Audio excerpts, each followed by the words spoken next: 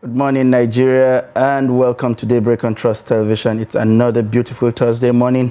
From the Federal Capital Territory, we have had a little bit of shower here and there that has helped to drop the temperature. It was crazy last week with the heat and the unstable power supply that had made it extremely difficult for people to get good rest from their houses. So it's a pleasure to have you join us this morning, and we promise to bring you all of the best from around the country. I am Sunday Michael Ogun. And I'm Sagir Ibrahim. Thank you so much for joining us on Daybreak this morning. Like you said, Mr. Sunday, we had sort of, do I say mild showers, but the rain was quite heavy yesterday. Yeah, it was heavy in some parts of the city, and some others just felt the wind, but generally the temperature was exactly. The temperature, we're enjoying the outcome of the rainfall. And we can't wait. We hope it doesn't cease again like it did in the early days of April. We bring you the headlines from this 10,000 foreigners seeking asylum in Nigeria. This is according to the federal government. And NAFDAC alerts Nigerians about killer cough syrup. And Ekiti Labour Union seek 100,000 minimum wage before subsidy removal. Now let's take details. No fewer than 10,000 foreigners are currently seeking asylum in Nigeria. The Federal Commissioner of the National Commission for Refugees, Migrants and Internally Displaced Persons, Iman Suleiman Ibrahim, disclosed this while speaking at a two-day workshop on strengthening the capacity for NCFRMI cases officers on nationality screening for asylum seekers in Kefi, Nasarawa State.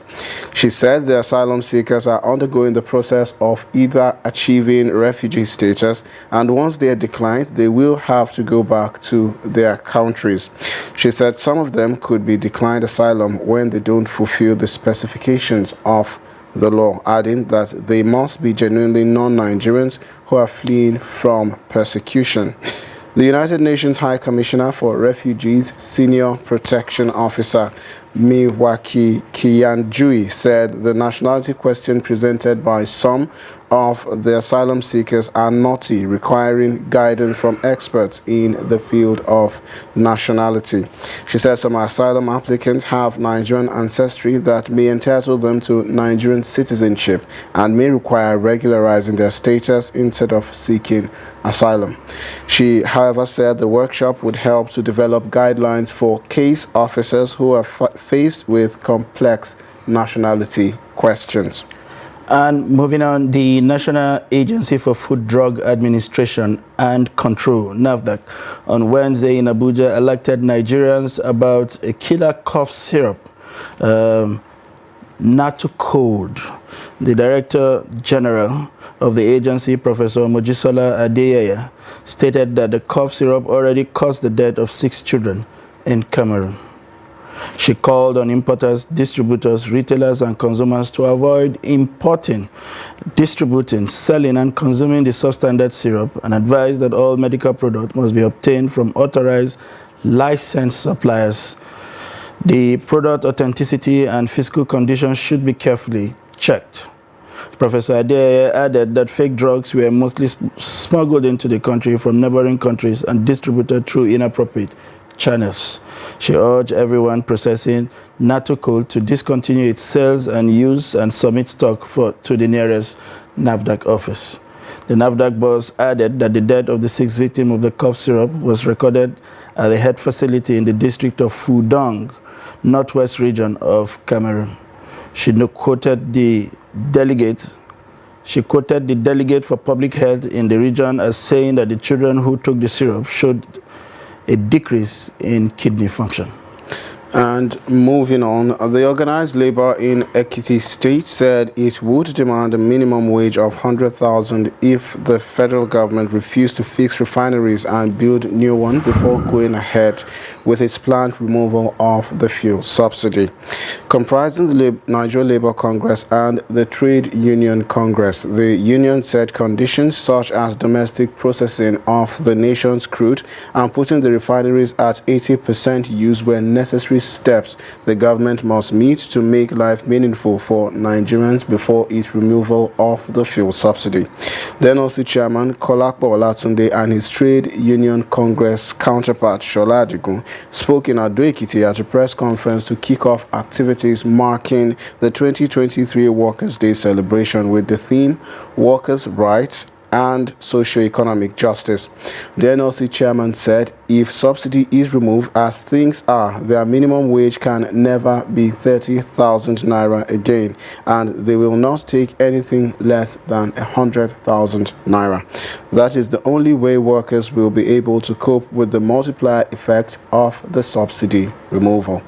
And that's it on our news highlight on the hour. We'll take some packages at this point. A lot of concerns have been raised about the safety of Nigerians caught between the fighting in Sudan. Many are of the view that Nigerian government was too slow in responding to the issue, but the officials argue that the number of citizens in the country were too large to evacuate without diplomatic guarantee. Having obtained these guarantees, over 40 luxury buses are on their way to the Egyptian border town of Aswan, where they will be received by the Director General of the National Emergency Management Agency and staff of the Nigerian Commission in Egypt and Ethiopia. A lot of concern has been raised about the safety of Nigerians caught between the fighting in Sudan. Many are of the view that the Nigerian government was too slow in responding to the issue, but its officials argue that the number of its citizens in the country were too large to evacuate without diplomatic guarantees.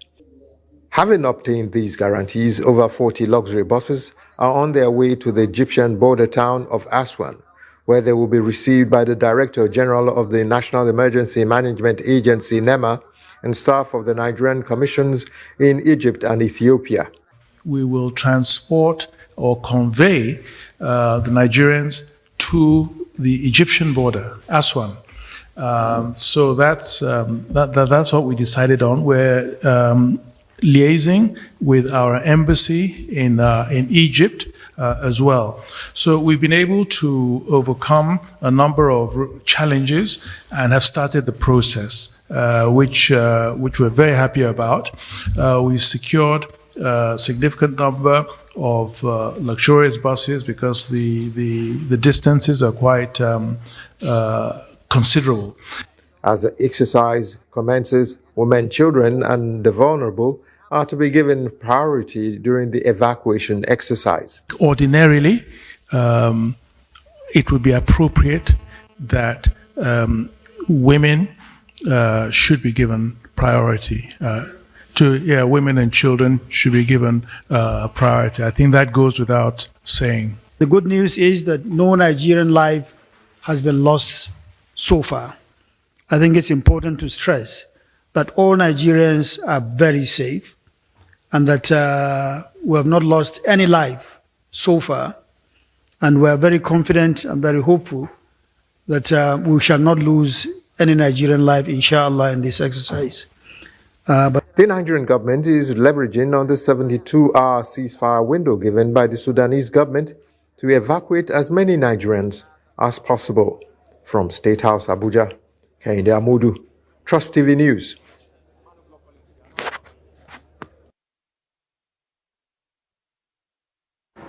All right, the redesigned major denomination of Nigeria's currency seemed to be scarce amongst in circulation.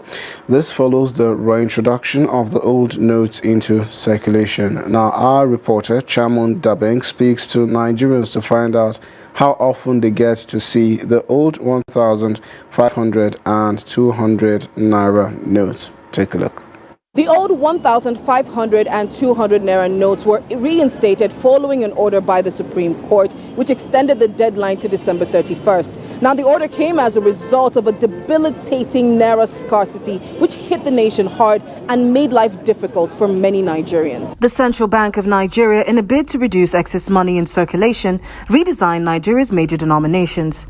However, since the reinstatement of the old notes, the new notes seem to be disappearing with each passing day. I don't even see it again.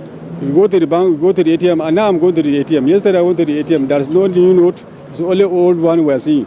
I was thinking you want to give me some of the new ones. I have not seen. When the Naira came out newly, it was a little bit scarce. You can only get 1,500. The new one not there anywhere now. People are saying that 1 out of 50 pieces of ordinary 200 naira because the money no plenty now. 1 out of 300 pieces now, Baba Buhari go print come. They share them, the thing no come reach. So now you make them. The scarcity of the redesigned 1,500 and 200 naira notes has left many worried that they may be a repeat naira crunch ahead of the December 31st deadline. So I don't think it's true. It's not going to. It's not the deadline of the December is not going to happen. The cashiers, they say it's only the old ones they are bringing to them from CBN, and I don't have an account with CBN to go there and look for new ones. It's just like when the Naira note, the new one came out, they were like, we should stop using the other one. Later, they changed their mind. So we hope so. They won't put deadline when they never print money. Say that 300 pieces, no, never go anywhere. In the talk of deadline, let them print money. If they print money, when money come, then they go share and everybody go get new one. Nigerians also complained about the state of the old naira notes, with some describing them as old, torn, or falling apart. The Central Bank Governor Godwin Emefiele had earlier asked Nigerians to be patient, stating that the new naira notes would soon be available and easily accessible to Nigerians. Chamun Dabeng, Trust TV News, Abuja. And moving on, residents of Orisubare, an agrarian community in Akinyele local government district of Oyo State, have kicked against the forceful acquisition of over 310 acres of their ancestral land without commensurate payments of adequate compensation. The aggrieved resident called on government to stay true to their previous agreement by properly resettling them and ensuring that they don't feel the impact of siting and construction of a dry seaport in the Akinyele local government area of the state. The report. These are aggrieved residents of Orishunbari, an agrarian settlement in Akinyele Local Council district of Oyo State.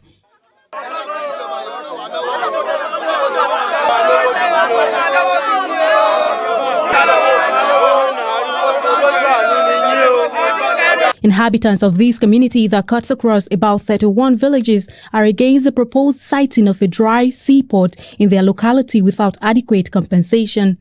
We are here, the government came, they collected our farm, they told us that they compensate us, that we should not be worried that they give us normal time something.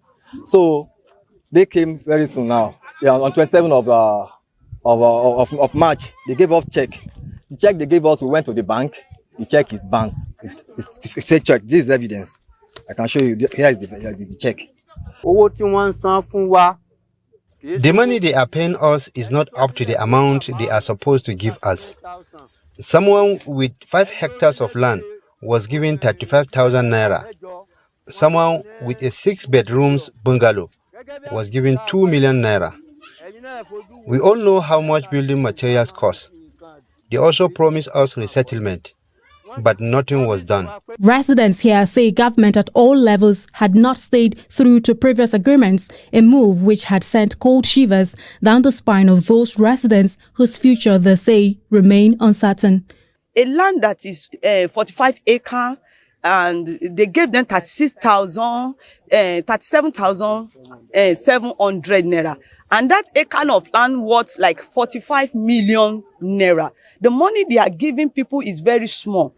That is why we solicit the help of governor. Maybe Governor Seyi Makinde is not aware of what is happening. They didn't give us anything now. There are some buildings that are worth more than 5 million, 10 million naira. They give some that are just see them their own check. They give them 2 million, 1 point something million. The land, they give them 35,000, 25,000. Another area of concern to these aggrieved residents is the issue of security, which continues to deteriorate on a daily basis. They appeal to the government to address the situation. We're appealing to Oyo State government to come to our aid.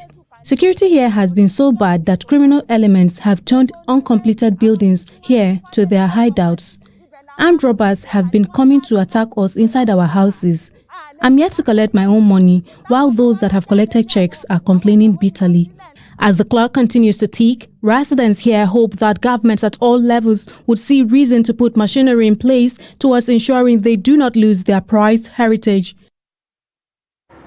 Well, there you have it. Moving on, as the unemployment rate in Nigeria continues to rise, youths in the country are demanding opportunities in the digital economy. The youths are calling on government at all levels to take actions to tackle unemployment to encourage young persons to stay and thrive in the country. Hamid Oyegbade has the report. According to the National Bureau of Statistics, the national unemployment rate in Nigeria increased from 23.1% in 2018 to 33.3% in 2020. NBS estimates that this rate has increased to 37.7% in 2022 and will rise further to 40.6% in 2023. Youths in the country are calling on government to provide them with opportunities to tap into the digital economy. Things are now done digitally. We youth can gainfully employ and engage in the use of the internet to scale and upscale our career. Some people have been utilized, some of us have been utilizing it to develop our careers. Okay, I want the government to put more effort by creating enough job opportunity for Nigerian youth, because we have a lot of youth out there that are jobless and they are idle, and you know they said the devil used the idle person. How the government can help is by providing platforms for youth to attain these digital skills, to learn these skills, and not just learn, also provide them an opportunity to practice what they have learned. Meanwhile, the United Nations Children Fund, in collaboration with National Orientation Agency, is supporting youths with training on digital platforms to earn legitimate income. We see a lot of resilience from young people. They are very creative, they are very innovative. But I think one of the things that we need to really ensure that these young people are ready is empower them, provide them with the tools, give them the necessary support, both financial and capacity development, to ensure that whatever they are doing, they are productive. They should be focused and know that the opportunity is here. And there's so many technical opportunities too, especially on social media. Social media is not necessarily for negative things like Yahoo and stuff like that. UNICEF called on media to raise awareness on opportunities available for youth on digital platforms and amplify their voices to attract government attention so that policymakers will take necessary actions in addressing unemployment in the country. Hamid Oyegbade, Trust TV News. And that is it on our It's Daybreak on Trust Television. It's that segment where we bring you all that have made it to some of the major newspapers in the country. And as usual, we would begin with the Daily Trust. And on the Daily Trust this morning, it's leading with the political issue, national dynamics, vote delivery to determine National Assembly leadership. Tinubu, Shatima, APC leaders hold maiden meeting. Push for Northwest, Southeast Senate presidency intensifies. And ruling party working on a tightrope. That is according to Kari. You'll find the details of that story on page 4. Two other stories. Kaduna Road, second Niger Bridge, ready May 15th. That is according to the federal government. You'll find that story on page 10. And Bonn rejects planned auction of 600 megahertz broadcast spectrum by NCC. It appears that two agencies with concurrent jurisdiction are fighting over who the right person is to auction those spectrum. We'll see how that pans out. Sudan, FG spends 560 million to evacuate Nigerians by road. Nigeria is a very special country. Two other stories there on the front page. Nigerians likely among as Kenyan church cult death toll hits 95. I have no drug case, dual citizenship scandal, Atiku replies Tinubu. And 2 soldiers, 15 villagers killed in Benue. The killings in Benue of recent have become indeed a thing of concern.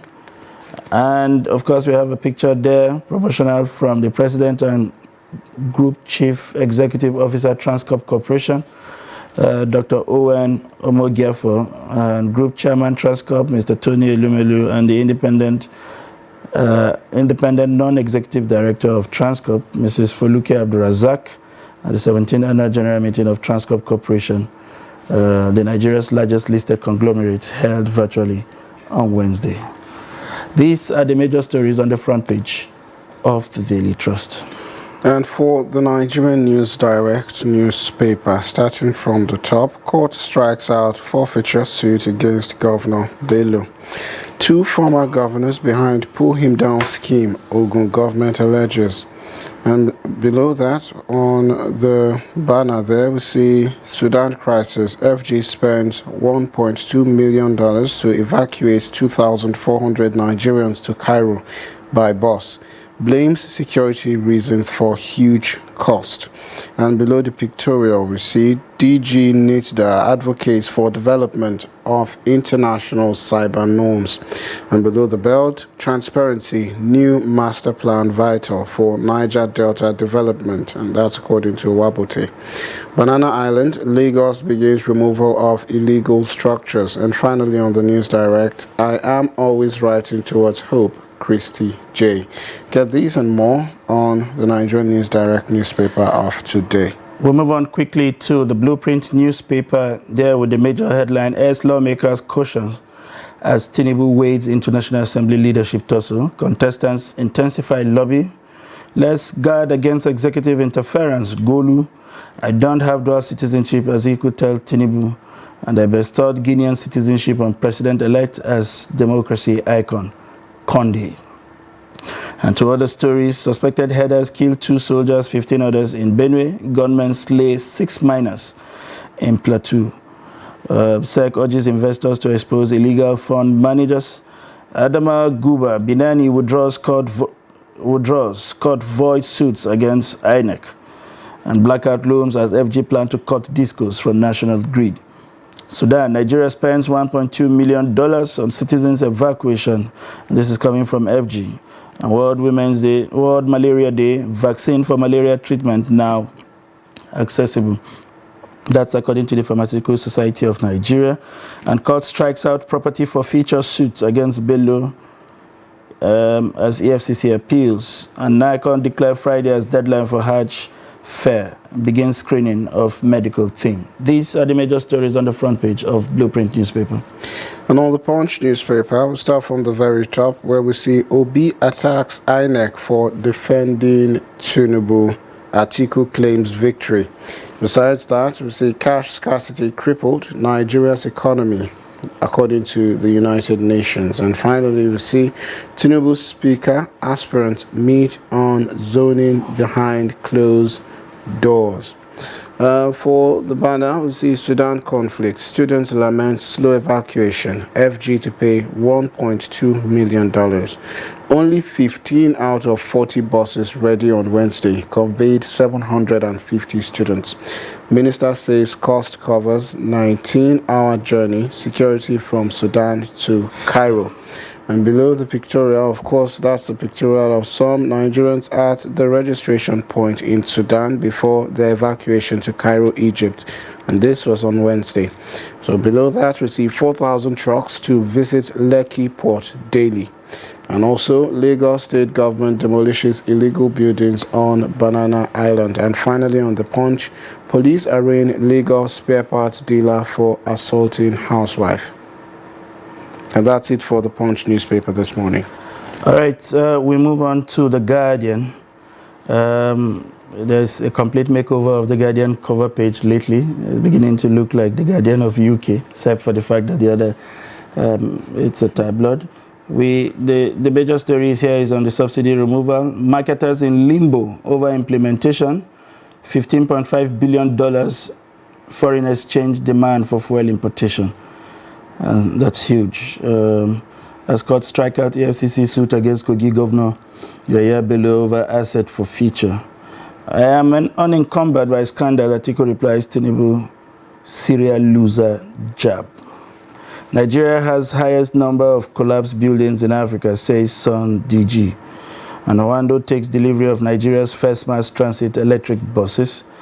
Death, delay, frustration of Lagos Ibadan, endless road repair. And uncertainty trails emergence of new Alafi. These are the major stories on the front page of The Guardian.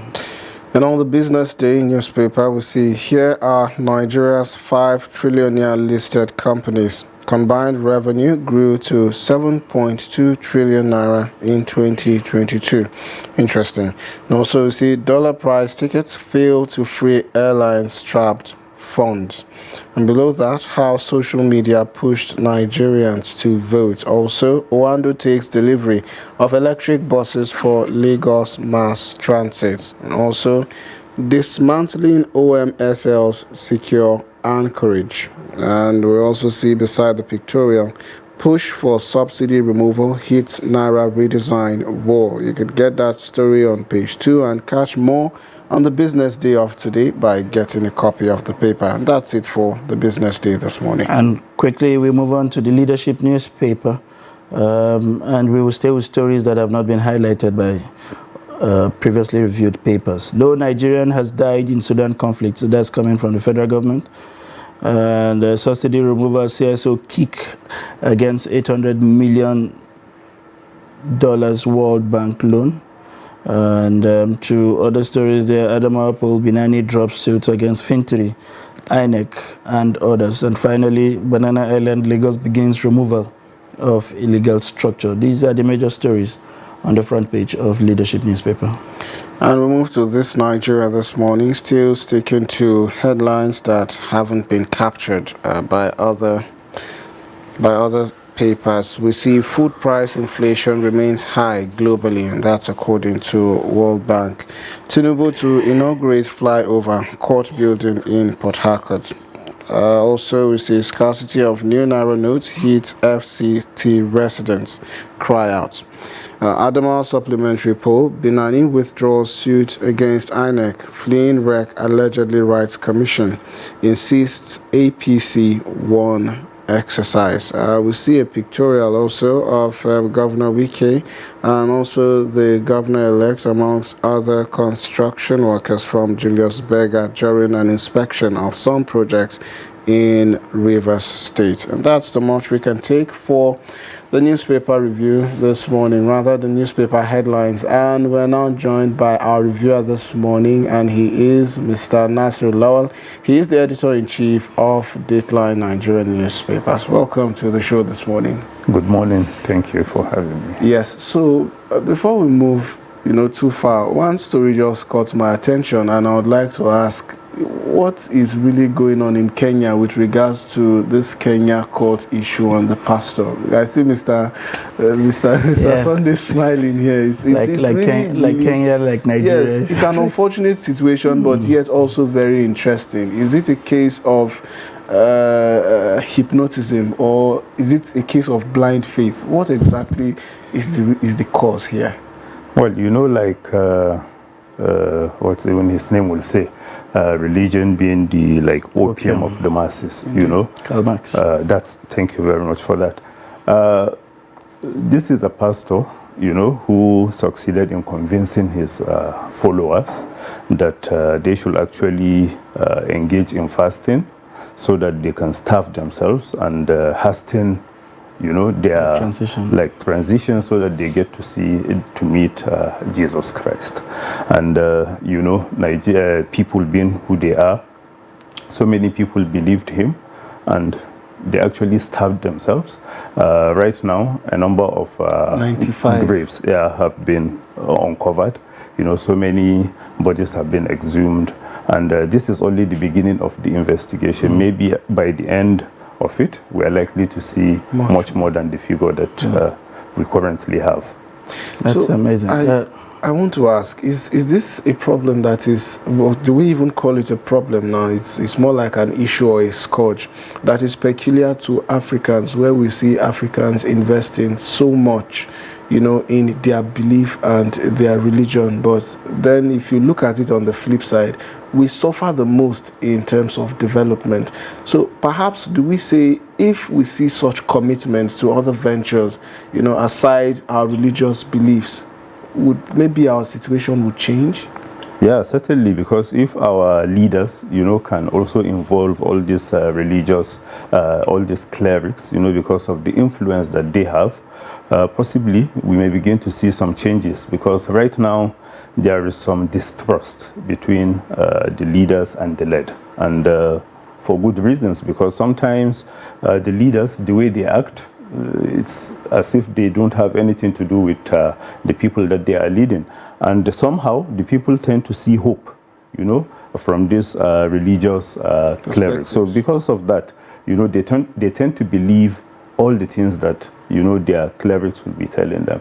So the government should also try and borrow a leaf from the religious leaders, you know, so that the message that they have will always be believed by the people, because unless they do that, then there is no way we can actually change that. Right, you talk about collaborations, but another thing strikes me, which is the area of regulation. That's what we see in Kenya is similar to what we see here. On a number of times in Lagos, for instance, along the Mile 2 Maza axis, I've seen people of a particular denominations dancing inside the gutter, inside filth. Whether that is to the glory of God or to see whatever that message is, I find it very difficult to understand. Do you think we have come to the point where religious activities need some level of regulation? We have seen it. We are skeptical about that conversation in Nigeria because of the sensitivity, but we have seen what Rwanda has done with it. You want to be sure that the people who mount the pulpit have the right education, the right training, and commitment to nationhood before they mount that place and begin to dispense with doctrines, you know, that negates the very essence of the country, you know, telling people to do things that you yourself and your family, for instance, are not willing to do. Certainly we need some form of regulation. That's, you know, just the fact, because we cannot continue, you know, along this way. But sometimes it has to do with our level of development. Honestly, by the time we begin to see some level of prosperity, you know, when people have enough to eat, enough to do, you know, all the basic things that they want to do, they tend to start, you know, withdrawing from all this religious. They actually see it as a form of maybe control, you know, someone trying to control them, when in reality they have, you know, all the things that they want without waiting for anyone to tell them what to do. So maybe by the time we see some, you know, more development, we are likely to also see a reduction of things like this. But honestly, we need some form of regulation, because you can see even with the social media, people are just posting whatever they feel like, and there is nobody to say do this or don't do this. And in the end, it's actually the whole country that is bearing the brunt for things like that. All right, so before we go to the lead on the Daily Trust, let's just quickly move to Sudan, where we're seeing such an unfortunate sighting, you know, and unfortunately a lot of our own compatriots have been caught in the web of what's going on there. But then again, this headline, FG spends 560 million naira to evacuate Nigerians by road. And there's also others that states that the government is spending around 1.2 million. Yes, that's the conversion. Exactly. Of, that's even at the official rate. So if you break this to the black market, we'll be talking about 1 billion naira. So much money. So much money. Perhaps you should say one or two things. Well, you know, this is something that was never planned. So I wouldn't be surprised if there is no budget for it. Maybe the government had to source it from somewhere. I also saw that the officials, you know, trying to explain, to give a breakdown of how they arrived at that figure. But this is not a small amount of money. And, you know, sometimes it's the transparency that we just want to see. Just tell us how you arrive at, you know, that amount, not just telling us that, okay, you spent 500 plus in doing ABC. We want to see, okay, what did you spend in transportation? What did you spend in buying the buses? What did you spend, you know, just the breakdown, so that Nigerians will know, okay, this is why we ended up with this amount. But to just give us the amount and say because of security, distance between Sudan and Egypt where they have been taken through, honestly, it's not enough. Now, there's also the narrative, sorry to cut you short, there's also the narrative that perhaps it's because of what we see in terms of the palatability of our education sector that has caused so many Nigerians to leave the country, and then in terms of infrastructure and what is available here in Nigeria that has made so many Nigerians to leave the country and, you know, move or emigrate to other countries such as Sudan, and that perhaps if the climate here was much better, we wouldn't have seen, you know, the numbers of that we are recording right now in Sudan or any other part of the country. Because I think in the last 5 years, for every major crisis that has been recorded, either in Africa or outside Africa, we've seen Nigerians being repatriated, which means that it shows the number of Nigerians that are currently outside in the diaspora. So does this speak to the level of our own development, or how much our countrymen are willing to go out there in search of greener pastures or better lifestyles? Well, you know, foreign education, for instance, is now a global reality. It's not just Nigerians, you know, that go outside their country to acquire one or two education. Even people in the United States of America, in the United Kingdom, sometimes it has to do with, you know, what you are trying to study. Some have, you know, clear advantage over others. Some will tell you if you want to study medicine, this and this countries are the ones that lead, you know, when it comes to the training of doctors and what have you.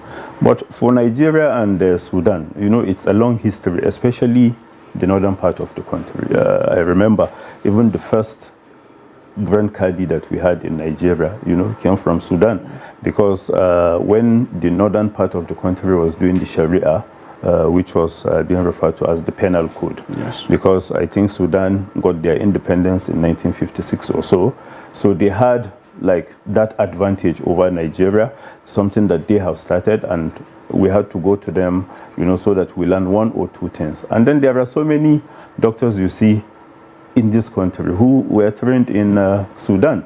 So honestly, Nigerians should not be worried about you know, people going outside the country to acquire education. It's a global reality. You know, you can't do everything here in Nigeria, but if we can do it, fine and good. But the fact that some are, you know, even governments actually are the ones sponsoring most of the students that you see. I know Sokoto government is doing it. A number of states, Kano, you know, they send them to India, to Uganda, to so many places, so that, you know, they can maybe focus on the education alone instead of remaining here in Nigeria and then be maybe carried away by all the things you see on social media and what Still staying with Sudan, unfortunately, well, not unfortunately, it's Nigerians are affected, over 5,000 of them, we understand. And in fact, if not for the holidays, we would have had somewhere in the region of 10,000. But still staying with Sudan, does it appear, for instance, that we have learned any lessons from the crises that have happened everywhere? He spoke about Ukraine. We remembered how countries were making efforts to evacuate. We were studying the situation as if we had access to superior intelligence than some of the countries that the US 2 months before the war said they were very certain from intel that there was going to be an attack, and started evacuation. Until the first strike, we were still studying the situations. And then we woke up and started telling students, find your way to Belarus border, find your way to Polish border. I mean, that is the toughest task, finding your way. When you find your way to a safe ground, what else do you need the government for? We have seen that played out everywhere. In South Africa, people were being maimed. I mean, it wasn't a war situation. Evacuation was a problem. And now at some point, we said we were discussing with the Egyptian government to help us evacuate. In fact, the federal government shamefully yesterday mentioned that some numbers have already been evacuated to Egypt. Those were not by any efforts of the government. There were people who found their way to the border, and by humanitarian consideration, the Egyptian government decided to move them over to their side. What is always wrong with the kind of premium that we place on a Nigerian life, especially in a crisis-prone area? Do we have a different approach to this evacuation, or we are just never ready for situations like this? I think we need to, change our strategies completely, not just when dealing with people that are outside the country. Even when disasters happen here in Nigeria, the response is basically the same. But having some, foreign countries to come to your aid, I don't think that's anything to be like shameful about. Because if you look at the United States, so many of their citizens were actually rescued by Saudi Arabia. Because Saudi Arabia is like just, the Red Sea between the two of them. So because of that, they ended up evacuating so many Americans, so many Dutch, UK citizens, and what have you. So, but that does not change the fact that, the approach from Nigeria is always something that is beyond comprehension. How do you treat your citizens like that? When so many people are spending, in fact, mobilizing for war, just to save one or two of their citizens. Here we are, just talking about the monetary part of it, because that's where we see maybe one or two advantages for the officials that are involved in it. But honestly, if we want to be taken seriously, even by the Committee of Nations, this is something that we need to change. Whether Nigerians that are outside the country or within the shores of Nigeria. Honestly, anytime we have challenging moments, the government should do much more than it is doing at the moment. All right, moving to other issues. The leading headline on the leading headlines, which has been lately. Well, you will understand why we have stayed with the human interest stories. Indeed. That's where more Nigerians are impacted. These are about some elites who are deciding who gets what and how. Tinubu is back, I'm sure you're aware. And the real fiscal lobby started with him having meetings with some interested parties. And now we hear that national dynamics votes delivery to determine National Assembly leadership. What do you make of some of this? I think there are two different things. If you are talking about national dynamics, talking about balancing, and then if you are talking about vote delivery, then so there are two different things. Honestly, because the vote delivery is not the same, especially across the political zones. So you can't be talking about national dynamics, which, if I understand that correctly, means bringing all Nigerians on board so that we give everybody a sense of belonging. But if you are talking about vote delivery, then it means rewarding those, especially where you got most of your votes from. Takes all. So I think there are two different things. And I understand that actually the president-elect, is trying not to, some will say undermine, but not to create two parallel governments, in Nigeria. And you can see, since he came back, all the attention, all the focus, has moved in his direction. And from what we heard, from people, especially those close to him, that even the fact that, he had to stay away from Saudi Arabia was actually because the president was there, and then he didn't want a situation whereby some will be going to him and then others will be going to the president, because he's still the president until May 29th. So rather than talk about national dynamics or vote delivery, and sadly for Nigerians, you and I have no say in this. This is something that the elites, like you said, will determine. I also saw a story saying that one of the speakership aspirants, that's the one from Borno, had already met with the president-elect. Probably they want to convince him to quit the race, because coming from the same state with the vice president, maybe it will be good for other zones to be considered with that. So politicians being politicians, if they think that's the best to reward and get the system going, fine and good. But they shouldn't forget the fact that arising from the elections we had, so many divisions, so many tension and what have you. So it will be good to come up with something that will show that national spread, show that everybody, is given the chance to show that, yes, you are also Nigerian and then considered for all the positions that are available to be shared. All right. Interesting.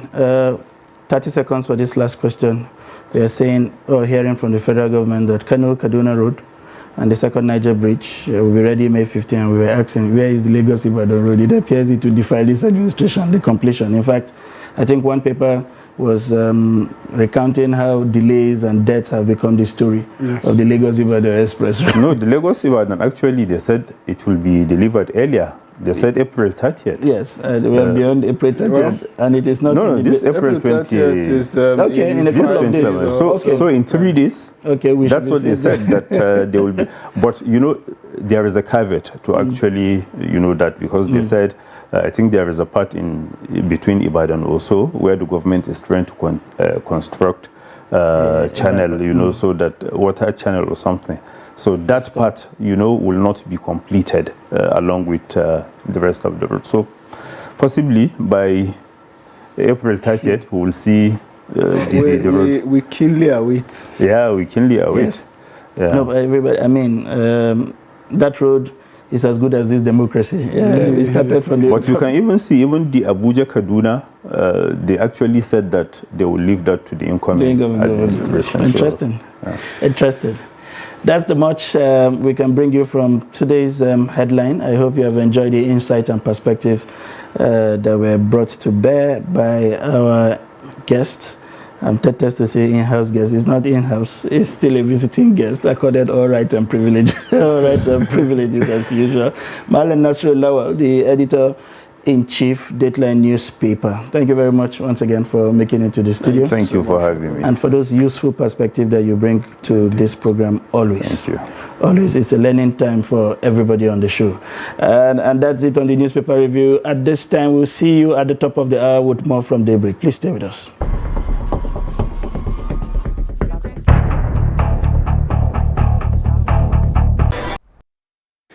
A beautiful morning, Nigerians. You're still watching Daybreak on Trust TV. And of course, the conversation continues. We'll be serving you, well, a lot of what we have for you this morning. Well, the program started from 7 a.m. and it's now 8 a.m. to have a continuation of the packages that we've put together for you this morning. I am Sagir Ibrahim, and of course, I'm not alone in the studio.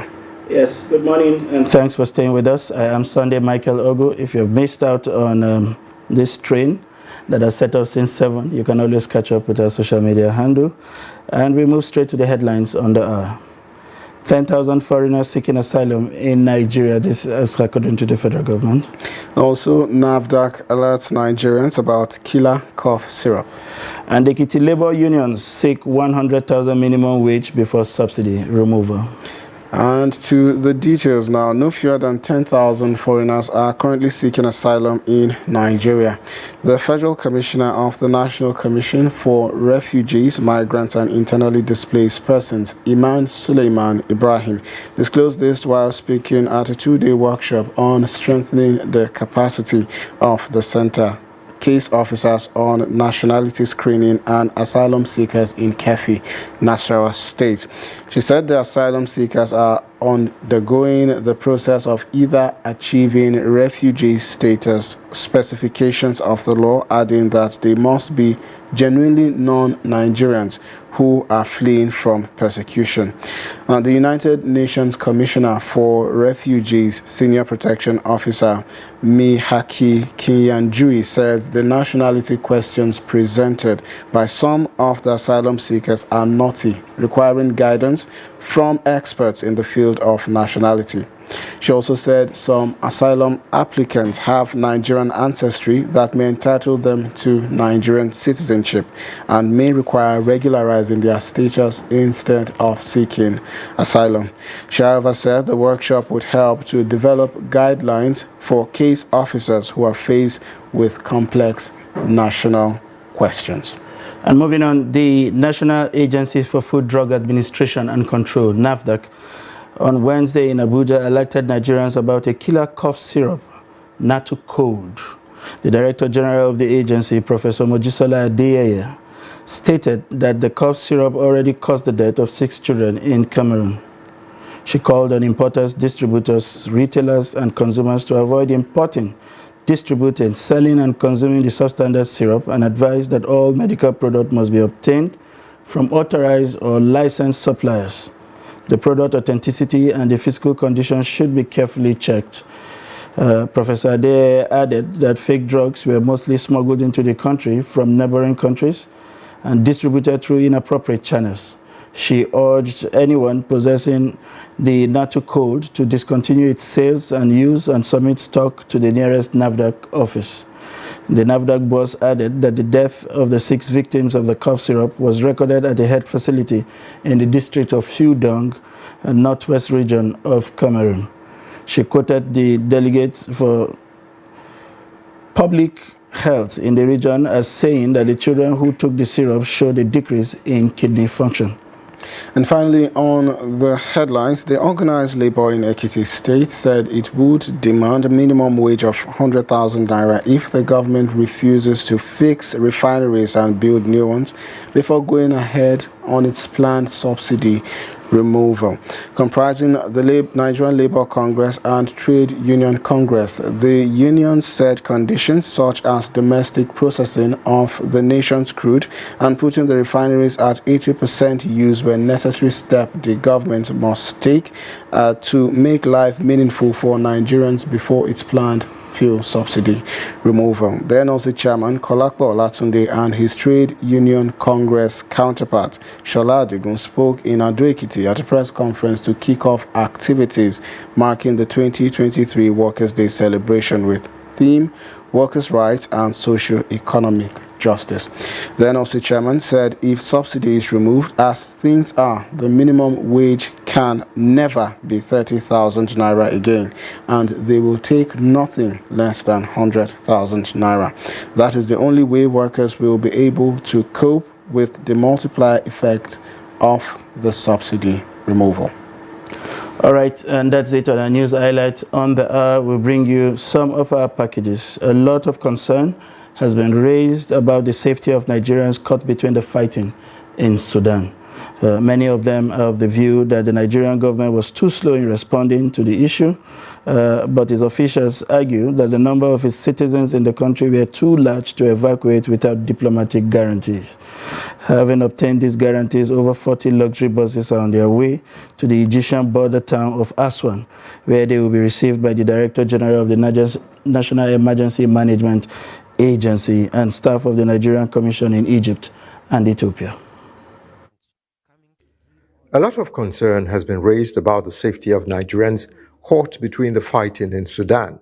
Many are of the view that the Nigerian government was too slow in responding to the issue, but its officials argue that the number of its citizens in the country were too large to evacuate without diplomatic guarantees. Having obtained these guarantees, over 40 luxury buses are on their way to the Egyptian border town of Aswan, where they will be received by the Director General of the National Emergency Management Agency, NEMA, and staff of the Nigerian commissions in Egypt and Ethiopia. We will transport or convey the Nigerians to the Egyptian border, Aswan. So that's what we decided on. We're liaising with our embassy in Egypt as well. So we've been able to overcome a number of challenges and have started the process, which we're very happy about. We secured a significant number of luxurious buses because the distances are quite considerable. As the exercise commences, women, children, and the vulnerable are to be given priority during the evacuation exercise. Ordinarily, it would be appropriate that women should be given priority. Women and children should be given priority. I think that goes without saying. The good news is that no Nigerian life has been lost so far. I think it's important to stress that all Nigerians are very safe and that we have not lost any life so far. And we are very confident and very hopeful that we shall not lose any Nigerian life, inshallah, in this exercise. But the Nigerian government is leveraging on the 72-hour ceasefire window given by the Sudanese government to evacuate as many Nigerians as possible. From State House, Abuja, Kehinde Amudu, Trust TV News. Well, there you have it. Moving on, the redesigned major denominations of Nigeria's currency seems to be scarce amongst in circulation. This follows the reintroduction of the old notes into circulation. Trust TV's Chamun Dabeng speaks to Nigerians to find out how often they get to see the currency notes. Take a look. The old 1,500 and 200 naira notes were reinstated following an order by the Supreme Court, which extended the deadline to December 31st. Now, the order came as a result of a debilitating naira scarcity, which hit the nation hard and made life difficult for many Nigerians. The Central Bank of Nigeria, in a bid to reduce excess money in circulation, redesigned Nigeria's major denominations. However, since the reinstatement of the old notes, the new notes seem to be disappearing with each passing day. I don't even see it again. We go to the bank, we go to the ATM, and now I'm going to the ATM. Yesterday I went to the ATM. There's no new note. It's only old one we're seeing. I was thinking you want to give me some of the new ones. I have not seen. When the naira came out newly, it was a little bit scarce. You can only get 1,500. The new one not there anywhere now. People are saying that 1 out of 50 pieces of ordinary 200 naira because the money no plenty now. 1 out of 300 pieces now, Baba Buhari go print come. They share them, the thing no come reach. So now you make them. The scarcity of the redesigned 1,500 and 200 naira notes has left many worried that they may be a repeat naira crunch ahead of the December 31st deadline. So I don't think it's true. It's not going to. It's not the deadline of the December is not going to happen. The cashiers, they say it's only the old ones they are bringing to them from CBN. And I don't have an account with CBN to go there and look for new ones. It's just like when the naira note, the new one came out, they were like, we should stop using the other one. Later, they changed their mind. So we hope so. They won't put deadline when they never print money. Say that 300 pieces, never go anywhere. If they talk of deadline, let them print money. If they print money, when money come, then they go share and everybody go get new one. Nigerians also complained about the state of the old naira notes, with some describing them as old, torn, or falling apart. The Central Bank Governor Godwin Emefiele had earlier asked Nigerians to be patient, stating that the new naira notes would soon be available and easily accessible to Nigerians. Chamun Dabeng, Trust TV News, Abuja.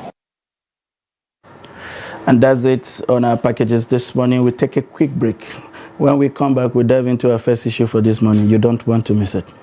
We are going to be taking our first discussions for this morning is on an issue that has refused to go away since 2007. This morning, we'll be discussing about the sovereign's allowances for ex-governors and their deputies. And we have in the studio Honorable Godfrey Gaya, a former member of the House of Representatives. It's a pleasure to have you join us. My pleasure too. And need I say that age has been very gracious to you. You seem to be glowing even into old age. Welcome to Trust Television. And of course, to be joined by Mr. Paul James of Yaga Africa. Mr. Paul, let me apologize for always breaking into your time. We have a way of pulling you into the studio at the shortest notification. But it's service to motherland, and we hope that this country would someday appreciate the sacrifices that you make for their country. Thank you. It's a pleasure to have you both join us in the studio. Thank you. It's an interesting issue we are looking at this morning. It started in 2007 with the current president-elect when upon preparing to leave office, they had passed this bill of a very bogus sovereign's life, such that he will continue to enjoy the privileges he had for the 7 years in office. And since then, we have had 22 other states join in what appears to be an uncomfortable trend for most of them. In that period, they have spent over 47 billion, maintaining these ex-governors. And only recently, our brother from Benue, who has not been able to pay over 24 months of salary arrears to teachers, is proposing another one. In fact, in his case, he wants 4 luxury houses in any choice place in Nigeria. And what is interesting is that he wants this law applied retrogressively. In other words, to all other governors that have been before him, for a state that is unable to pay teachers' pension or even salary. You had been in government before. Very well. Maybe we would help pick the brains of these governors from your own brain. What do you think is going on with these people, given our current economic situation? But before we move on, I think we should just go on a quick break, and when we return, the show continue. Sorry for that short break. We needed to fix some technical issues, but now we are good. Honorable Guy, I was saying before we had to take that quick breather. What is going on in the minds of these ex-governors? Are they oblivious, or not oblivious, if you like, of the reality of the Nigerian state as we speak? I take it this way. After serving your state for 8 years, you're stepping out to the unknown. It is expected that as a former governor, a former number 1 citizen, you've developed or you have cultivated a lifestyle over 8 years. And in Nigeria, whether you like it or not, once you've been a former governor, your house becomes a sort of a dwelling place for everybody. People will come with problems and they will expect that as a former governor, you should be in a position to at least do something for them. While I believe that they should not completely leave government and go back completely empty, I also will say that the demand, the amount involved, the conditions, the perks thereafter are very, very unreasonable. Because I've seen governors before now, I've seen former members before now, former senators before now. When they leave office, their life thereafter becomes very pitiable. And for the citizens to find a soft landing for some of these governors, I believe something should be made or should be provided to cushion the thereafter lifestyle of being in the office. But like I said again, we also must be sensitive, first, to the economic climate we find ourselves now. We should be sensitive too to the life of an average Nigerian that we have governed for 8 years. We should not be so self-centered and selfish into acquiring, and still believe we can sustain that lifestyle even outside office. For God's sake, a governor should have no business asking for houses after 8 years in power. For God's sake, there is no governor that I know that before becoming a governor doesn't own a property, even not in the state capital, at least in his own village. So if we must be our brother's keepers, we must also look back and say, yes, there are Nigerians, over 200 million of them. We are privileged to be in the first, maybe 2,000. The 2,000 that have been fortunate to be where they found themselves before should not be seen to maximally exploit the commonwealth of the people. All right, Mr. Paul, let me ask you this one. So, we've seen situations where, of course, as is the norm, the Nigerian civil service would take young Nigerians, say, at the optimum age of 25, and they're expected to put in, I think, 25 to 35 years of active service. And then when they are done, they're entitled to some form of, they're entitled to pension and gratuity for a couple of years. I'm not sure of the figure. I think it's 15 years or thereabouts. Now, a senator or a member of the House of Representatives comes to serve for a 4-year term and is entitled to pension for life. Mind I say, this pension could be bogus depending on the committee that he was a member of or the committee that he chaired. Now, a governor, on the other hand, is also entitled to at least some governors from some 22 states have alluded to, this bill. And now we are seeing the Benue State governor trying to do the same, especially when we would say that some governors might not have performed as optimally as they should. So isn't this unfair to the common man to see these governors or our representatives in terms of parliamentarians getting such bogus salaries when we see teachers, for example, serve for 35 years with nothing to show for it?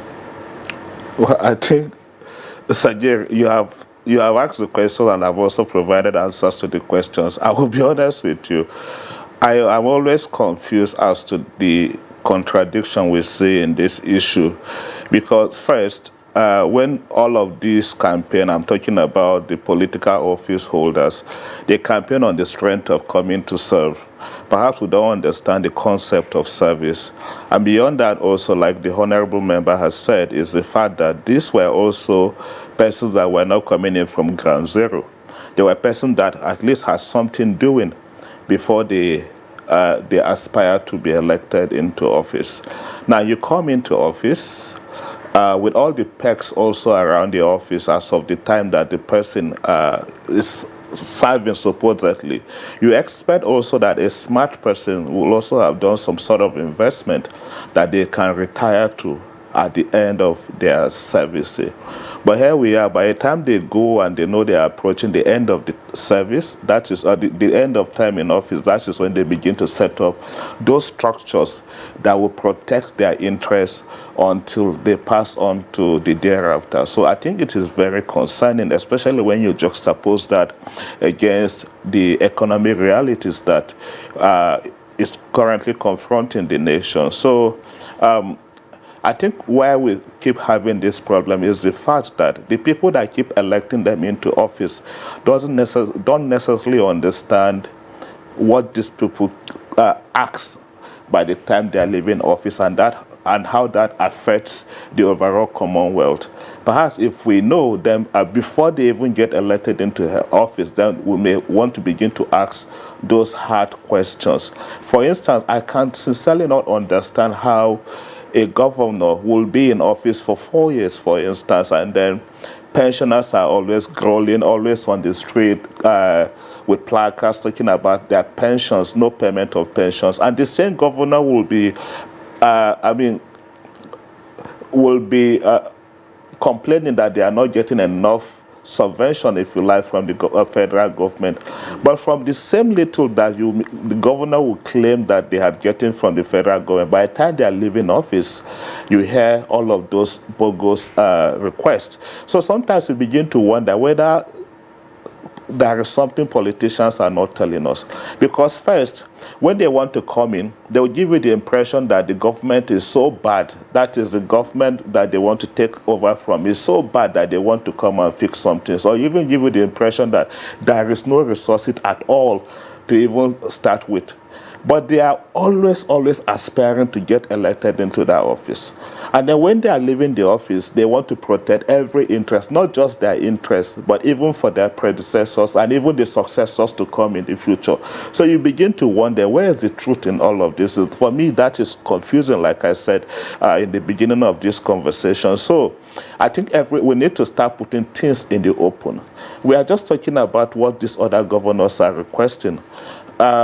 The much I know is that by the end of this administration in May, you will begin to hear another concern around this, because so far I'm hearing there is a request of over 63 billion to service this present regime that we have by the time they leave office. And then if you also begin to think about the level of mistrust in all of this, because by the time they leave, some of them will get elected into other positions. It's not like you are stopping those pensions and savings that will come. This is leading to the next question that I want to ask, because some of these governors, like give an example, the current governor of Sokoto State, outgoing governor, was a Speaker of the House of Representatives. So after leaving the Federal House of Representatives, does that terminate his pension?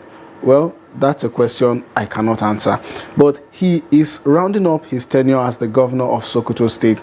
He is entitled to pension for life as a former speaker, and when he becomes an ex-governor, he's supposed to be entitled to some form of pension. Now, does this accrue such that at the end of the month, he receives an alert as pension from the National Assembly and also from the state government? How does this work?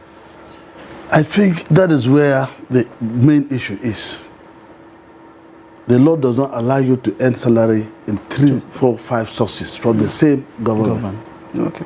It's like the civil servant having 2, 3 jobs and collecting salaries from different ministries. Indeed. By law, that shouldn't be acceptable. But let's come back here. This Pension Act is a state assembly's bit.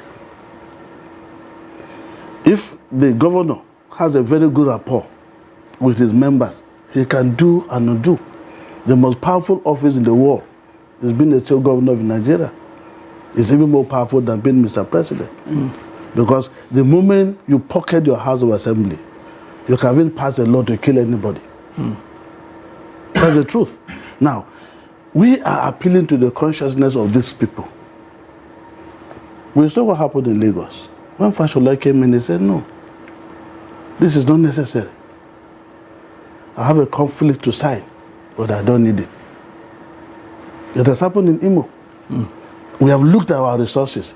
We cannot cope with this kind of bogus, humongous pay. We have people to attend to. So basically, it boils down to how morally justified that our actions are. Of course, at the national level, you cannot pass such a bill. Because whatever governs the allowances of a member is from the revenue mobilization and physical. So you can't tamper with that. But when it goes back to the state, the law is entirely in the hands of the House of Assembly. You have a state that has maybe 30 members. All they're going to need is to pocket 12. He will get his 2/3 and his bill will fly. But like I said, do we need all this? You've been the governor of Sokoto, for example, my former colleague. Certainly you have some bill that has been passed by your house which you have ascended to. You are coming to become a Senate. For God's sake, let us moderate that once you are stepping up or stepping down, as the case may be, to the same government, forfeit that which you are entitled to.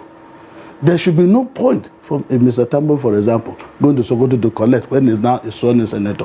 Whatever the perks of office for a senator are, if you are a very satisfied Nigerian, you should be contending with. And then you look at your fellow Nigerian. Let us be human. Let us speak for humanity. That if I'm so cozy in my lifestyle, how do I look at somebody living in Ajegunle? I've been to Sokoto too, and I see poverty all over the place. Like most other states in Nigeria. The state that can be said to be viable, that can afford this, they are not up to 2 or 3. Why would the remaining 30-something copy what is not feasible? When you cannot pay compound salary. Yes, and speaking to that, is where I find some of the contradictions you talked about. When, from the point we raised minimum wage to 18,000 and thereafter to 30, states, governors or administrators were everywhere shouting that it is unfair to impose a minimum wage on them because the carrying capacities are not the same. Indeed. However, when they want to replicate the sovereign's package, they look for the best in the country. So I don't understand why a Yobe state will have the same sovereign's package for a governor as a Lagos or Rivers state with 2 private jets or whatever and all the luxuries attached to, where a local government, Obiakpo for instance in Rivers or Apapa in Lagos, has more subvention than the entire state. So where should we begin to check this contradiction? How can you be a state governor for 8 years, but you want a house bought for you in a place other than where you have been governor? Exactly. So, I mean, Sunday, contradiction and also confusing. For most of the requests, you will hear a house in Lagos and a house in Abuja. The one in Abuja is always expensive because you are going to have A's, you are going to have cars attached to them, and even the A's are supposed to have pension for life and all of that. So you begin to wonder, what is the attraction? I think we need to begin to make all those places unattractive for all of this, because for them, these are becoming like safe havens. If they are in their states, of course, like the Honorable has said, maybe those disturbances, negative or positive disturbances, may continue. And so they are looking for those safe havens in either Abuja or Lagos. But then we have to go back to begin to maybe codify this thing to say it may also, like Sadiq also had alluded earlier, has to be tied to performance. If there are milestones that a person had to attain, and after attaining those milestones, perhaps if you attain the milestones and you're able to improve your state to the level of whatever you want to go and get in Abuja, then there's no point going to Abuja. If the attractions that are bringing you to Abuja are available in your state, then you may want to stay back in your state and do that. But beyond that, I think the point that needs to happen is we need to start talking about how to open up all of these budgets for the states. Let us know what is accrued to the state, what does the state spend, and all of that. This also has to go back to providing that civic education to the populace in the state to begin to know exactly what happens, because there is always a mystery surrounding this. Every governor or official, public servant that, elected official that wants to come in may want to, if you like, condemn his predecessor and show that things were as bad as people could imagine. But then by the time they come in, you begin to see a different lifestyle. So for me, I think it begins from one, opening the budget of the state, let people begin to understand, provide the right information to the people about what comes in and what these governors are claiming or will want to get as compared with what others are also receiving. We go to the same market, except they want to go outside and be shopping outside of the country. As far as I'm concerned, we consume almost the same thing as them because we go to the same market. I mean, to be fair, that is also where the question of morality comes in. You cannot be living in high heavens and the person you claim to come to serve cannot even claim to get a complete 3 square meal in a day. That is unfair. So the question of morality comes in, but again, we have to go back to also start providing that level of education for people to understand, why do people continue to aspire for political offices if truly they want to serve? For some persons, by the time you come close to them and you are able to engage in one-on-one, you begin to see that, I mean, if horses, wishes were horses, every other person will aspire for the same office, because you begin to there is no substance as to why they want to aspire. For some persons, it's just because, of course, by the time they get elected, they get the immunity. By the time they get elected, they get the kind of resources they want to continue to fund the lifestyle, quote and unquote, that they want to live. Now, talking about morality, Honorable Guy, the legislature is your forte, but should we leave all of this to morality? Because, I mean, we've seen situations where our politicians have gone to the National Assembly, and from the National Assembly crossed over to becoming governors, and from governors they cross over back to the National Assembly. And if a new administration favors them, we see them gravitate from even the National Assembly to even occupying offices in the cabinet, becoming ministers and the likes of that. Now, should we leave these politicians dropping or rejecting pensions to just morality and their conscience? Or isn't there something the National Assembly could do? For instance, if you're a governor coming to the National Assembly, we know that after your 4-year term or 8-year term or however long you're going to be staying in the National Assembly, you're going to be entitled to some form of pension. It is guaranteed. So if you're coming here, you have to forfeit whatever it is that you will be given in the state. Or if you're leaving the National Assembly to contest in a governorship election and you win that governorship election, you should forfeit whatever it is that you should be paid in terms of gratuity and pension from the National Assembly. Isn't it something that the National Assembly can do? It is possible, but I want to key into what he said. Okay. Much more of civil education. Much more of holding our elected legislators to order. When they go, they divorce themselves from the people. The ultimate benefit should go back to the people. When you go, you promise them dividends of democracy. That includes infrastructure, includes good education, sound health, and all that and all that. But if you're overloading the state wealth on just a few hands, certainly those other infrastructural benefits cannot be seen to be done. So the member in the State House of Assembly has a lot to do to kind of checkmate the excesses of these governors. They have to be able to go back to the people and say, this is what we're doing on your behalf. But unfortunately, there's a disconnect between a soon elected member and his constituency. How many do town halls to be advised on what they should do? Many don't. Some will go to Abuja or go to the state capital, and for years, they don't go back to take briefing from the people. So, like I said, apart from the civil education, we, the members of the legislative arm of government, that should come up. The distinguishing feature of what makes democracy tick is the legislative arm of government. Why? Because they're the ones that can speak loud and clear on behalf of the people. But if they fall silent, and at the end of the day they say nothing, the governors will continue to do what they want to do, and nothing will happen. Governors interfere so much in even electing leadership of the State House of Assembly. They put their cronies and their boys there. And in fact, like in my state, there had been no private member bill for the past 8 years. The governor sits down and write what he wants and pass it through the speaker, and it becomes a law before the end of work. The first, second, and third probably hearing one day and assents. So the legislature must be independent and assert their independence in such a manner to safeguard our democracy, provide check and balance on the essence of the governors. Otherwise, if we don't do, there's nothing anybody can do. This Pension Act is not in the executive list. So the National Assembly cannot do anything about it. It is something that the state can decide upon. So if the state today decide at the governor assent that they will pack everything and give governor, the National Assembly will do nothing about it. We are comfortable because we are guided by some certain independent bodies. I can't fix my salary. I can't fix my pension. Somebody else does so as an arm of government who is saddled to do that. The states don't have.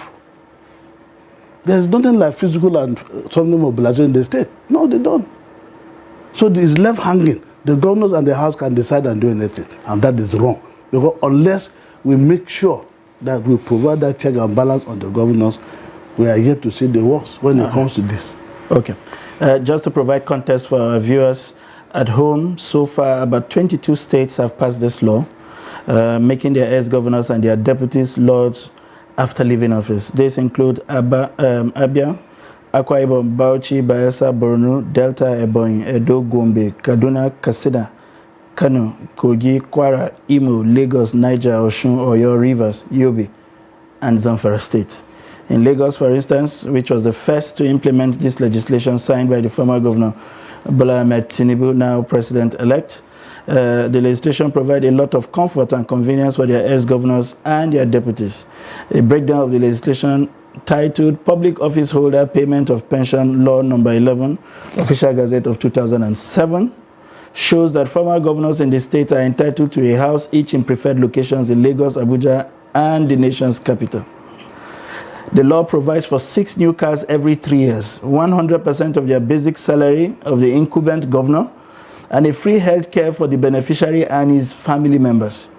Former governors in the state are also entitled to furniture allowance 300% of their annual basic salary, which is around 23 million as at that time, house maintenance allowance 10% of annual basic salary, utility allowance 20% of annual basic salary, and a car maintenance allowance 30% of the annual basic salary. There is also an entertainment allowance, which is 10% of the annual basic salary, and a personal assistant who will earn 25% of the governor's annual basic salary. It's amazing. It's amazing. Amazing. So the question... Rip off. I think you've had something to say for quite some time. So, however, in the case of Benue, the incoming governor is already crying for her. He calls it a scam. And so there is a bit of respite there because the House has already passed it. It has already passed first reading. From the citizens' perspective, what are they supposed to do? Because I say this because, I mean, if you move fuel by 1 naira, everybody is on the street.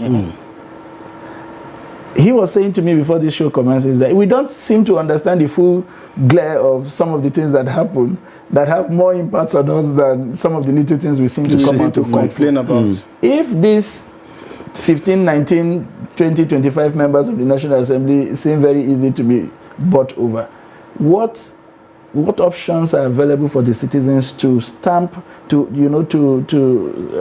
block this kind of ridiculous bills from being passed? You see, Sunday, number one is the transactional nature of our politics, and until we move away from that, this will continue. I mean, it's sad to say that for some citizens, they will always continue to look up to these people to see how they will continue to give them those pittance by the time they even leave office, even when they are in office. So as far as they are concerned, for some of them, they will continue to protect this. I say this because, I mean, just try to go into even an estate, for instance. From the gate, the security person will ask you, what do you have for us? Now, for an elected official, if you think about the people in the National Assembly, State House of Assembly, what were they elected to do? Let us start from there. What do you elect them to do? To make laws for the state. But then the people in the state are expecting them to come back and build roads, expecting them to come back and fund healthcare, expecting them to come, because there is no understanding of even the roles of the people. As the governor of the state, of course, you expect them to superintend over the affairs of the state and also provide those enabling environment for everything to thrive, for small businesses to thrive, for civil servants at least to live some sort of life of comfort, to be able to pay the school fees of their children, provide a roof over their heads and all of that. If a governor provides all of that, I don't think there will be need for those bogus requests from the governor in the first place, because those people, you will have cut off the demand and supply side. Those people may not necessarily want to be going back to the governor to say, give us this, or we want you to help augment this thing that we want to do. So there is a disconnect that we first need to fix. That request will continue to be there until people, both the demand and the supply side, fully understand what is their role. That is why, like I mentioned earlier, we need to begin to tie this even to performance. For a state like Benue, pass through Benue today and see some people will even be giving you a mango, for instance, for free. They have a lot of, it's called the food basket of the nation for a reason. How many industries we have in Benue that are thriving today? Everything happens, the governor blames the federal government. Insecurity, federal government. This thing, federal government. Well, there are things that you could solve there. Sometimes insecurity thrives because when people don't have other means, when people are pushed to the wall, they pick up arms. If people are living the life of comfort, given the sort of cover they need, security and all of that, you may not be hearing some of these things happening. So like I maintain, one, there is a need for that public understanding, public enlightenment to even understand the different rules. Number two, for the governor, he also needs to be honest to himself. In the last 4 years, what has been the internally generated revenue of the state? Can he honestly beat his chest and say he has made some leaps from what the previous administration used to get for the state? I mean, let us be honest with ourselves here. I strongly feel that we will come a time in this country, in this nation, where we will begin to have people that are truly coming in for that intention to serve. And they'll begin to reverse all these obnoxious bills or obnoxious laws that we're saying here and there, because we cannot continue to fund that. How do you just suppose a governor earning in millions and then somebody is still struggling with what we call minimum wage that cannot even take you home? You are giving me 30,000 naira, for instance, as minimum wage. How much is the bag of rice? In the same country, in the same economy, you see a civil servant distracted in their place of work because they have to be looking for extra means of making things up. You go to some civil service and then you see people selling chin-chin, selling. You don't blame them because they had to make things, they had to see how they could make things happen. So it has to start from there. You want to remove subsidy, you want to do this, you want to do that. How much are people earning? The last time we increased minimum wage to 18,000 was how many years ago? When you also have a provision that after 5 years, all of this should be reviewed. The implication or the indication is that after 5 years, inflation and all of these things will have changed. But have the governors also been able to live up to this? So there are a lot of questions and even answers. Mr. Honorable Guy, there is one other question that seems to be agitating the minds of a lot of Nigerians, especially at the state level. The difference between sovereigns and pension. Mr. James pointed out something. There is now a discussion around over 60 billion. That's 63 billion. That's supposed to be the sovereign's package to sever their engagement with government as a way of saying thank you very much for serving us so excellently. You know.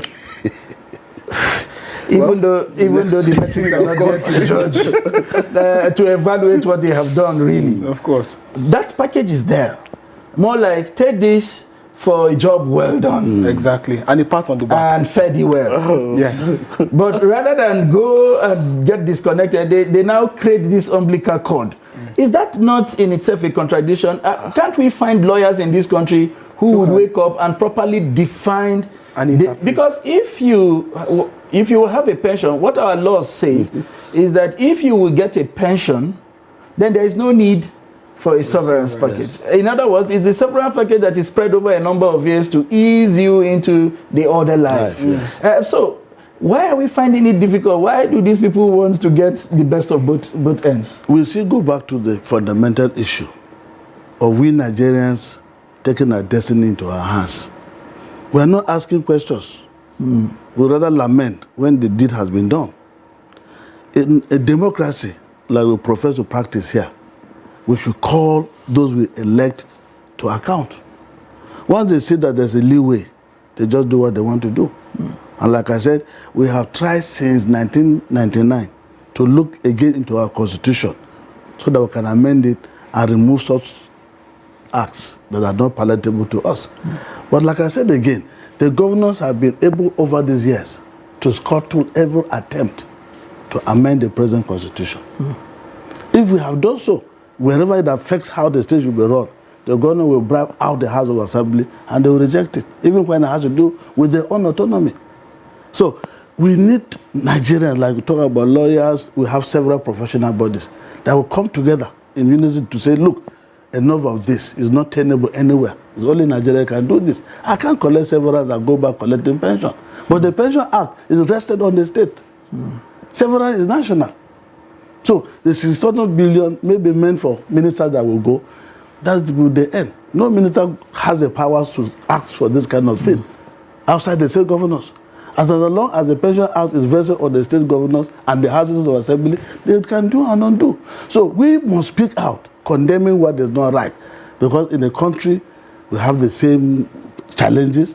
Somebody is living a life of opulence and somebody is barely surviving. Nigerians should speak. NBA should speak. Professional bodies should speak. My brother is here. The civil society should speak. If we all bombard the houses of assembly to rejecting what they are doing at the end of their own tenure, certainly they will have the thing.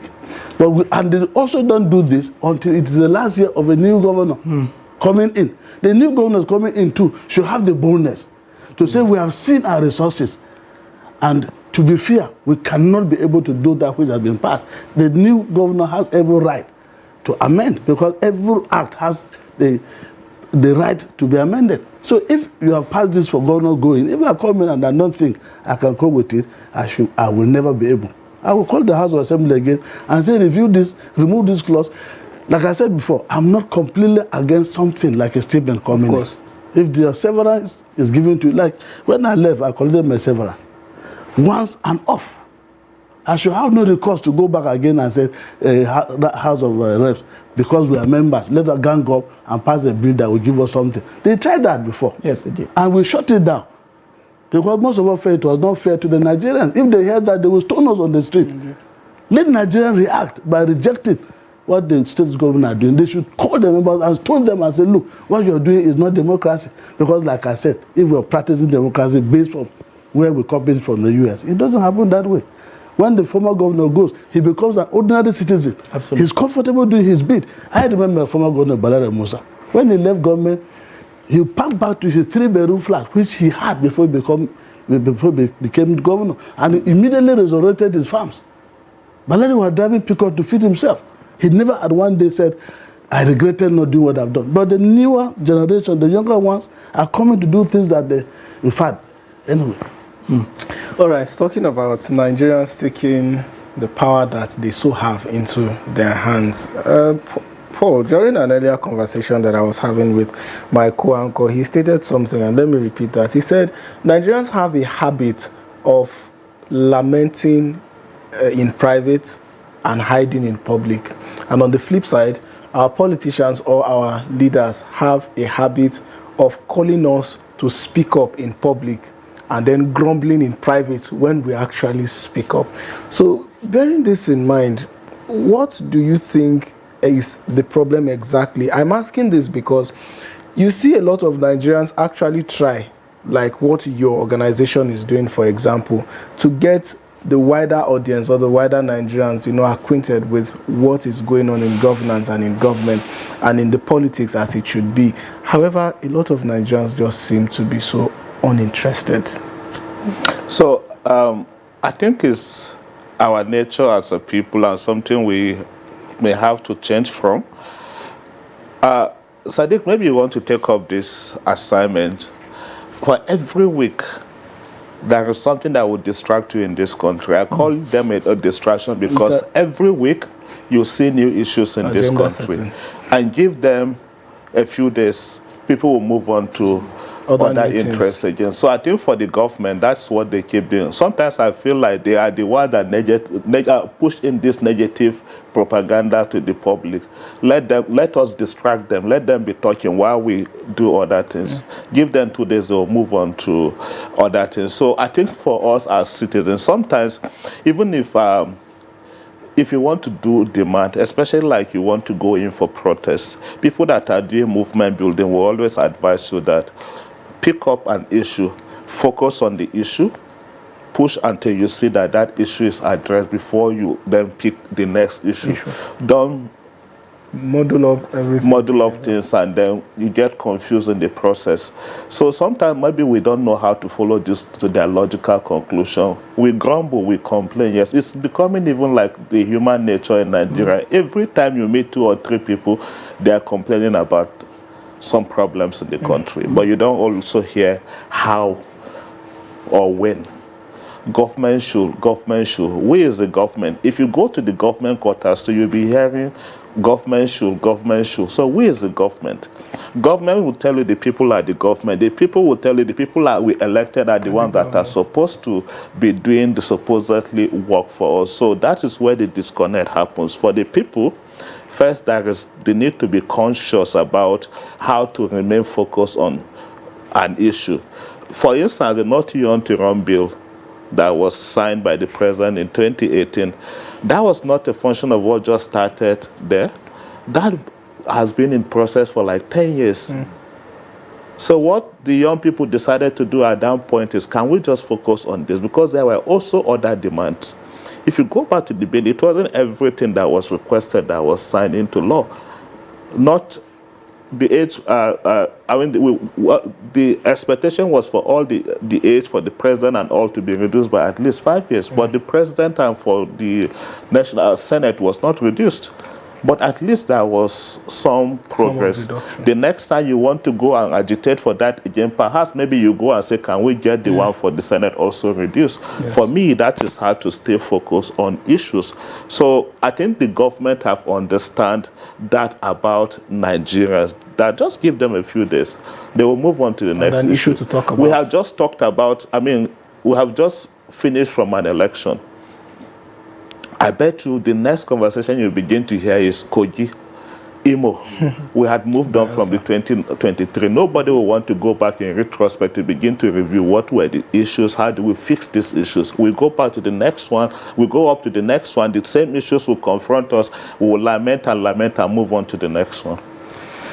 Interesting submissions there from James. If we have 2 days, you can be sure that we will not exhaust the conversation around this issue. 2 vital lessons that have been learned from these conversations if you ask me, would be the need for active citizenry. They've both anticipated that. For countries that have made progress, they didn't do that with a docile citizenship.